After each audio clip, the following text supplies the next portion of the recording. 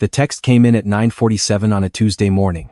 I was sitting in the break room of our own office, the one I had helped design from scratch 3 years ago, right down to the exposed brick wall and the row of standing desks by the window.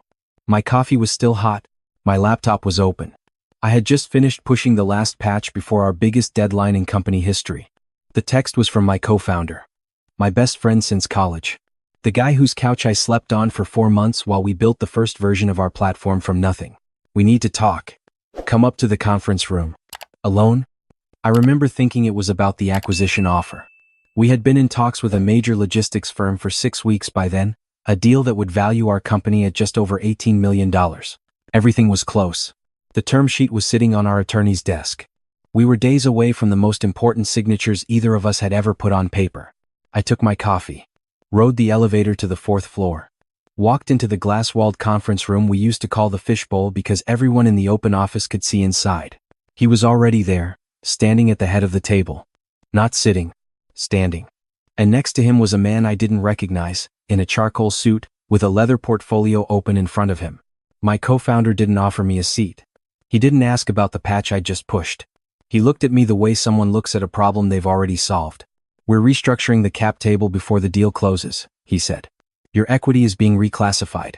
You'll walk away with a consulting fee. Sign here and we're done." He slid a document across the table like it was a restaurant check.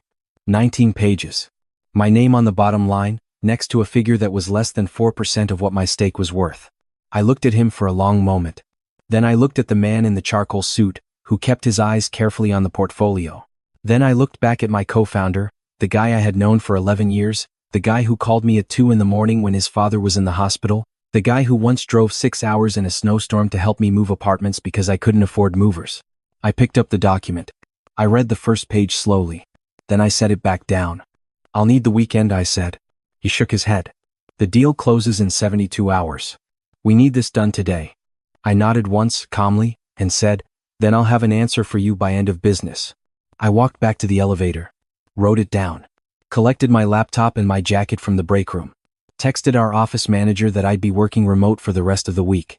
And then I walked out the front door into the gray October morning and sat in my car for exactly 4 minutes. Then I made a phone call I had been holding in reserve for almost 2 years. "Hi, everyone. My name is Caleb Morrison. I'm 31 years old. I run engineering for a supply chain software startup that I built from a whiteboard sketch in a college dorm room into a platform used by over 300 mid-sized logistics companies across the country. Or at least, I used to." What my co-founder didn't know, what he couldn't have known because he never thought to ask, was that 18 months before that Tuesday morning, our original angel investor had called me into a quiet meeting at his office downtown. He was 73 years old by then. He had invested in our seed round 4 years earlier, not much money by Silicon Valley standards, but enough to get us off the ground, and more importantly, he had introduced us to our first 5 customers. He was the reason we existed. He also knew, with the particular clarity that comes from having built and sold 11 companies over 40 years, exactly what was happening inside ours. He had watched my co-founder slowly, methodically edge me out of every external conversation, every investor update, every pitch to a potential acquirer. He saw it happening before I could bring myself to name it. He sat across from me in his office with 2 cups of tea and a leather-bound folder, and he said, very quietly, "I've seen this before. I want to make sure you're protected." What he gave me that day wasn't money. It wasn't advice.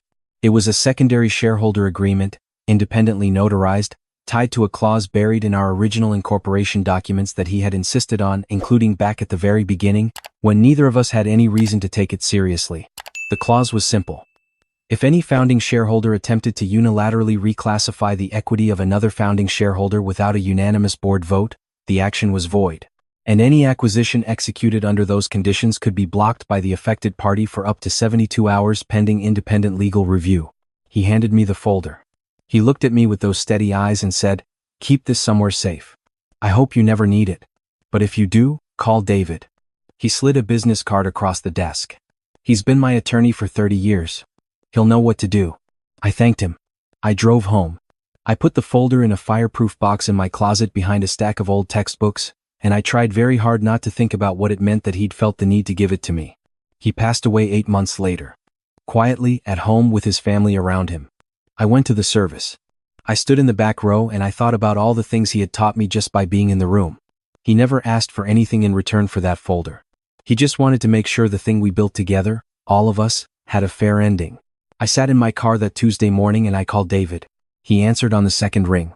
He already knew who I was. He said, simply, "Tell me what happened." I told him. He was quiet for a moment. Then he said, "Okay. I need you to send me the document they gave you. Don't sign anything. Don't respond to any communications about the deal. And give me until this evening." I drove to a coffee shop 3 blocks from our office. I ordered another coffee. I opened my laptop and I kept working on the code patch, because our customers still needed it regardless of what was happening in that fishbowl conference room 4 floors up. I answered emails. I reviewed a pull request from our junior developer. I ate a sandwich at noon. I felt, strangely, very calm. The kind of calm that comes not from certainty about outcomes, but from the knowledge that you have already done everything you could do. That someone who loved you thought ahead on your behalf. At 4:15, David called back. "The clause is intact," he said. "The original incorporation documents were never amended. What your co-founder attempted this morning constitutes a unilateral equity reclassification without board approval, which triggers your right to a 72-hour hold on any acquisition closing. I've already filed the notice with the acquiring company's legal team. The deal is paused." I set down my coffee cup very carefully. "What happens now?" I asked. "Now they have a problem," David said. "Because the acquiring company did their due diligence on the assumption that your equity was clean and your co-founder had sole authority to negotiate on the company's behalf. He does not. You are a co-equal founding shareholder. Any deal requires your signature. And given what he attempted this morning, you have grounds for a breach of fiduciary duty claim that would complicate this acquisition significantly." I asked him what he recommended. He paused, and I could hear him thinking, the way experienced attorneys think, methodically, without drama. "That depends on what you want," he said. "You could block the deal entirely. You could demand renegotiation of the terms. Or you could let the deal proceed at fair value and walk away clean." He paused again. "What do you want?" And I realized I knew the answer immediately, clearly, without any anger in it. "I want what was agreed to when we started," I said. "Nothing more.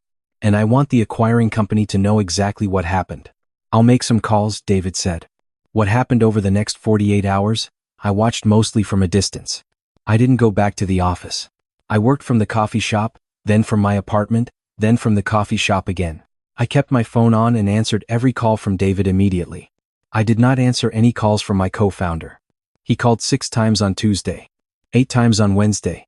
He sent 11 texts, ranging from casual to irritated to, by Wednesday evening, something that felt a great deal like panic. I read each one the way you read a message in a language you used to speak fluently but have chosen, deliberately, to stop speaking.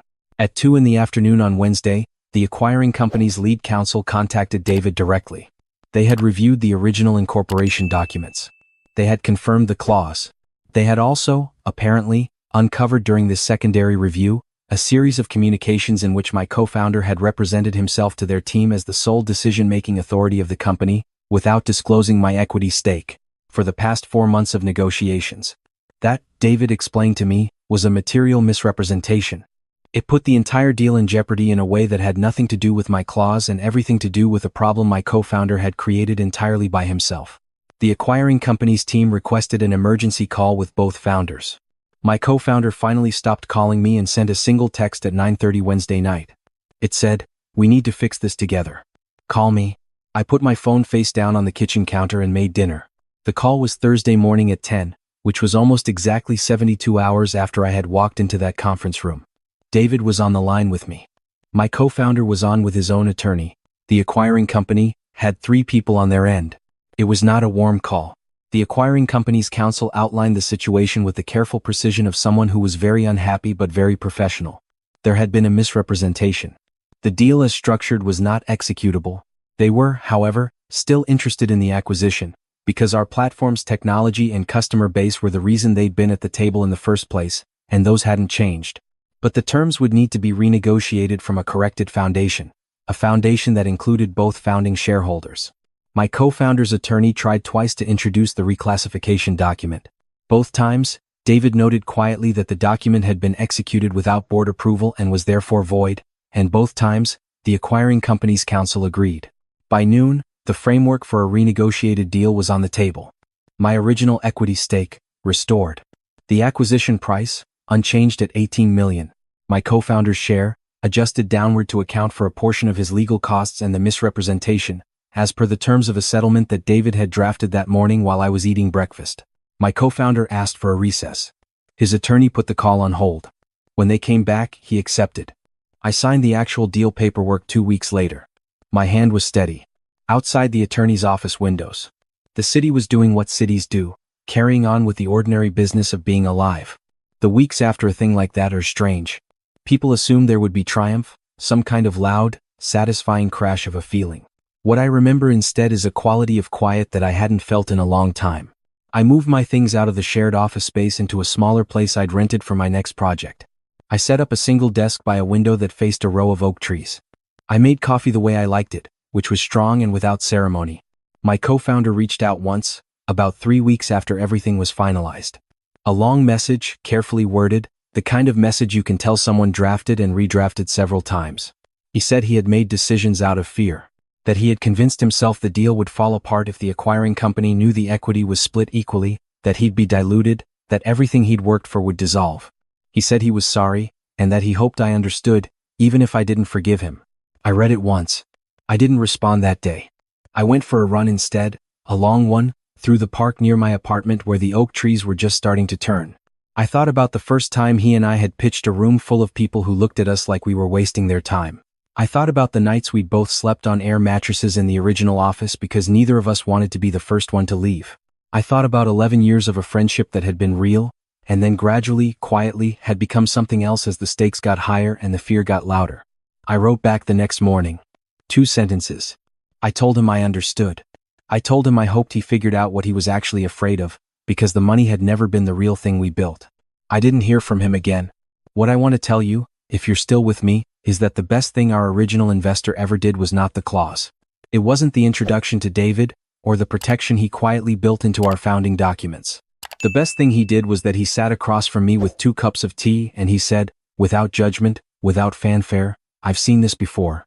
Because that meant I wasn't crazy. That meant what I was watching happen was real, and it was something humans do to each other when they're scared, and it had a name, and it could be addressed. He never told me what to do with the information. He just made sure I had it. He trusted me to figure out what I actually wanted when the moment came. And when the moment came, I knew.